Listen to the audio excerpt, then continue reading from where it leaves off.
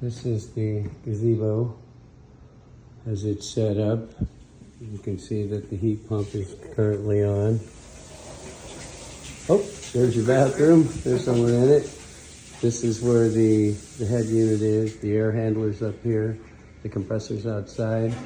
A nice detail there because you can't really tell it's there. And these are actually all steel beams that are encased. Pretty cool, nice blue marble. And we're doing maintenance stuff here today. One of my favorite fireplaces here, Heat and Glow. True 36, 85-inch TV.